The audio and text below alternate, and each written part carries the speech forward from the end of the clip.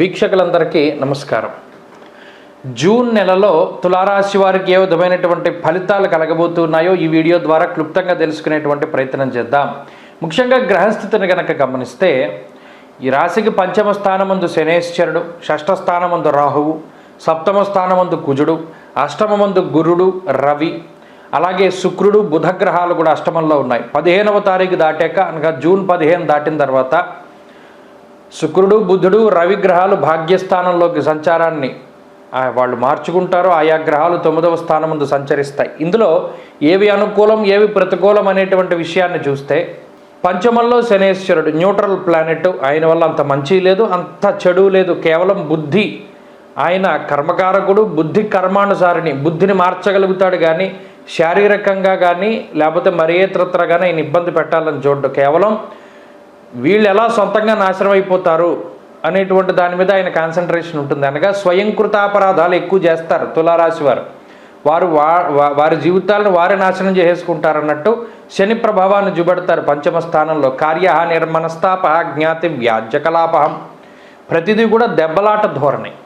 కార్యహాని, మనస్తాపాన్ని కలిగిస్తారు. మనస్తాపం ఎప్పుడు కలుగుతుంది? మనం అనుకున్నట్టు లేకపోతే మనస్తాపం కలుగుతుంది. మీరు కారు కొనుక్కుందాం అనుకున్నారు, మన దగ్గర అంత డబ్బు లేదు, లోను పెట్టుకుందాం అనుకున్నారు, ఆ లోను వాడు ఇవ్వనన్నాడు అనుకోండి, మనస్తాపం. ఇష్టమైన వాళ్ళని పెళ్లి చేసుకుందాం అనుకున్నారు, వాళ్ళు ఇష్టపడ్డారు, ఇంట్లో వాళ్ళు ఒప్పుకోలేదు, మనస్తాపం. ఇలా స్వయంకృతంగా చేస్తారు. శనేశ్వరుడు ఇచ్చేటువంటి ఫలితాలన్నీ కూడా ఇండైరెక్ట్గా ఆయన మైండ్ మీద దెబ్బ కొడతాడు తులారాశి వారికి. షష్ఠ స్థానంలో రాహు ఉండడం అది చాలా మంచిది. గౌర్భూమి శత్రునాం లాభం షష్ఠస్థానగతే పని అన్నారు. అది చాలా మంచి విషయము. మరీ ముఖ్యంగా షష్ఠంలో రాహు ఉన్నారు కాబట్టే తులారాశి వారు సర్వైవ్ అవ్వగలుగుతున్నారు, లేకపోతే ఇంకేం లేదు పరిస్థితి. గురుడు బలం పోయింది. అలాగే మొన్నటి వరకు కూడా మొన్న నెలంతా కూడా కుజుడు 6వ స్థానంలో అనుకూలంగా ఉన్నారు.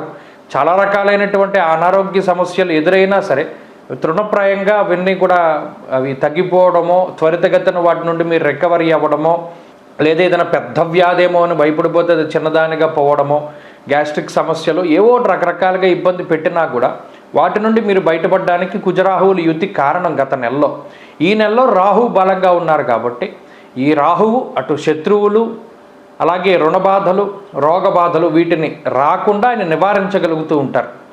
అలాగే ఏదైనా పొరపాటున వస్తే కూడా వాటి నుండి త్వరితగతిన బయటపడడానికి అవకాశాన్ని కల్పిస్తారు. కాబట్టి మొట్టమొదటిగా రాహు ఇచ్చేటువంటి ఫలితం ఆ రకంగా ఉంటుంది. అయితే ప్రస్తుతానికి మనం ఆర్థికపరమైనటువంటి అంశాలను చూస్తే ఆర్థికంగా గ్రహస్థితి బాగున్నది. ఎందుకంటే ఇక్కడ అష్టమంలో ఎక్కువ గ్రహాలు ఉన్నా కూడా ఇందాక చెప్పుకున్నట్టు రాహు కొంత బలంగా ఉన్నారు. ఆదాయ మార్గాల్ని ఏమీ ఇబ్బంది పెట్టరు, వచ్చేటువంటి ఆదాయం అలాగే వస్తుంది. అయితే ఎడిషనల్గా ఆదాయం కోసం ప్రయత్నం చేసేటువంటి వారు, అంటే ఉద్యోగం చేస్తూ వ్యాపారం పెట్టుకుందాం, లేదా వ్యాపారంలోనే ఇంకో రకంగా మనం పెట్టుబడి పెడదాం, అందులో ఏమైనా డబ్బు వస్తుందేమో, ఇలా ఎడిషనల్గా ఆదాయ మార్గాలు అయితే ఉండవు. వాటి నుండి డబ్బు అయితే రాదు. ఎప్పుడూ వచ్చేటువంటి డబ్బు వస్తూ ఉంటుంది. ఆ వచ్చినటువంటి డబ్బులో 70% ఖర్చు అయిపోతుంది. 20% మీరు కావాలని తగిలేసేస్తారు, అనగా ఖర్చు పెట్టేసుకుంటారు. ఇక్కడ తగిలేసేస్తారంటే ఎందుకు మాట మాట్లాడాల్సి వచ్చింది అంటే, ఇందాక శనేశ్వరుడు మనం చెప్పుకున్నప్పుడు ఈ డబ్బు 20% డబ్బు ఉందే, ఇక్కడ కొంత విజ్ఞత ఉంటుంది తులారాశి వారికి. బెట్టింగులు, జోదాలు, స్టాక్ మార్కెట్లు ఇటువంటి వాటిలో ఏదైనా డబ్బు పెట్టి పోయిందనుకోండి, అక్కడ ఆపేస్తారు వాళ్ళు. ఎందుకు? ఈ గ్రహస్థితి కొంత బలం. రాహు కూడా ప్రతికూలంగా ఉంటే మొత్తం అంతా పోతుంది. రాహు బలంగా ఉన్నాడు కాబట్టి ఫస్ట్ 5 వేద్దాం అనుకుంటారు, 5 పోతుంది. 10 వేద్దాం అనుకుని 10 పోయింది. అబ్బో మొత్తం పోతుందిరా అనుకుని మానేస్తాడు వీడు. ఆ మానేయడం అనేటువంటి దానికి రాహువు కారణం. అందుకని అది తగలేసేస్తారన్న 20% దాన్ని విచ్చలవిడిగా విలాసాలకి, లేకపోతే మీ లగ్జరీకి, ఎక్స్పెన్సెస్కి ఆ 20% డబ్బుకు పోతుంది, అది నిలబడదు. ఇందులో రిమైనింగ్ అటు 70% మీ డైలీ ఖర్చులు, 20% అనవసరమైన ఖర్చులు పోతే 10% డబ్బు మీ దగ్గర ఉంటుంది. కాబట్టి ఆర్థికంగా ఇబ్బందులు అయితే ఈ నెల ఉండవు. సమయానుకూలంగా డబ్బు కావలసినంత వస్తుంది, ఉపయోగించుకుంటారు. ఇక ఆరోగ్యపరమైనటువంటి విషయాలు ఇవి మాత్రం కొంత జాగ్రత్తగా ఉండాలి. ఎందుకంటే గత మాసంలో కుజుడు కూడా మీకు ఆరోగ్యాన్ని కాపాడుతూ వచ్చారు. ఇప్పుడు కుజుడు సప్తమంలోకి వెళ్ళిపోయారు, కుజబలం లేదు. ప్రతికూలించే గ్రహాలు ఎక్కువగా ఉన్నాయి. దుర్దోష శత్రు సంవాదో గమనాగమనం వ్యధ అన్నారు. అనగా అష్టమ రవి, అష్టమ గురుడు, శుక్రుడు, బుధుడు, అలాగే అష్టమంలో చంద్రుడు కూడా వెళ్తూ ఉంటారు. వెరసి 4 గ్రహాలు అష్టమంలో ఉంటాయి కాబట్టి ఆయా గ్రహాలు కొంత ఆరోగ్యపరంగా ఇబ్బందులు పెడతాయి కాబట్టి ఆరోగ్యాన్ని మాత్రం చాలా జాగ్రత్తగా కాపాడుకోవాలి. ఎప్పుడూ కూడా వ్యాయామాన్ని చేస్తూ పరిమిత భోజనాన్ని, పరిమిత నిద్ర, అంటే ఎప్పుడూ కూడా ఎక్కువ ఎక్సెస్ నిద్ర కానీ తిండి కానీ వీళ్ళు తీసుకోకూడదు. తక్కువగా నిద్రపోవాలి, తక్కువగా తినాలి, తక్కువగా మాట్లాడాలి. ఆ మూడు గనక తులారాశి వారు అవలంబించగలిగితే ఈ నెలంతా కూడా చాలా బాగుంటుంది ప్రత్యేకించి. ఇది ఆరోగ్యపరంగా, ఎందుకంటే పాడు చేసేటువంటి గ్రహాలు ఉన్నాయి, ఆరోగ్యాన్ని ఇబ్బంది పెట్టేటువంటి గ్రహాలు ఉన్నాయి కాబట్టి ఆరోగ్యం పట్ల చాలా జాగ్రత్త అవసరం. ఇక 3 కుటుంబ సభ్యులు, కుటుంబం తాలూకు విషయాలు కొంత మిశ్రమంగా ఉన్నాయి.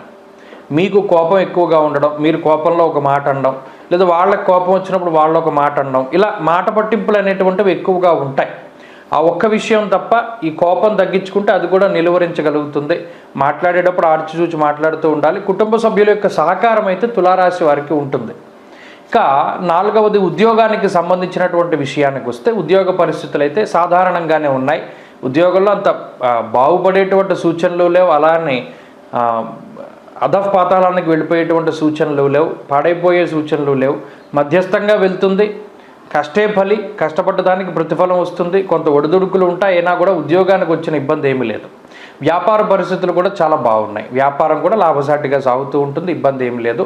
అలాగే విద్యార్థులకి చదువు మాత్రం కొంత ఇబ్బంది, ఎందుకంటే ఏకాగ్రత లోపానికి అవకాశం ఉంటుంది. గురుబలం లేదు, సప్తమ కుజుడు, కాబట్టి ఏకాగ్రత లోపానికి అవకాశం ఉంటుంది. ఆ విషయం పట్ల జాగ్రత్తగా ఉండాలి, ఎందుకంటే చెడు దోవలు పడతారు. విద్యార్థులు, తల్లిదండ్రులు, తులారాశి వారు ఎవరైతే పిల్లలు ఉన్నారో వారిని జాగ్రత్తగా చూసుకుంటూ ఉండాలి.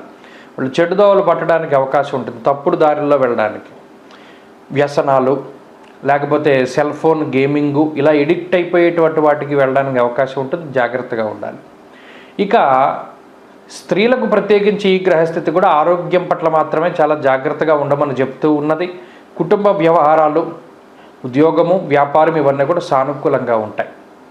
మరి వ్యవసాయాన్ని చేసేటువంటి వారు, భూమిని నమ్ముకుని జీవనాన్ని సాగించేటువంటి రైతులకి కూడా ఇది మిశ్రమమైనటువంటి స్థితి, కాబట్టి చాలా జాగ్రత్తగా ఉండడం చెప్పదగినటువంటి సూచన. ఇక తులారాశి వారు ఈ మాసంలో జూన్ నెలలో గనక విఘ్నేశ్వరుడి యొక్క ఆరాధన చేస్తూ ప్రతి బుధవారం నాడు ఒక చెరుకు గడ తీసుకెళ్లి వినాయకుడి దేవాలయంలో సమర్పణం చేసి విఘ్నేశ్వరుడికి సంబంధించినటువంటి స్తోత్రం ప్రతినిత్యం చదువుకోవడము, అలాగే గరిక తోటి విఘ్నేశ్వరుణ్ణి ఆరాధన చేసి ఆ గరిక పోచని ప్రతిరోజు కూడా చెవిలో ధరిస్తూ ఉండడం, దీనివల్ల ఏమవుతుంది, రాహు బలం పెరుగుతూ ఉంటుంది. రాహువుకి సంబంధించినటువంటి ధాన్యం, ఆ రాహువుకి సంబంధించినటువంటి సమిధ గరిక, కాబట్టి దాంతో విఘ్నేశ్వర ఆరాధన చేయండి, వినాయకుడిని దర్శనం చేసుకోండి, అంత మంచిది.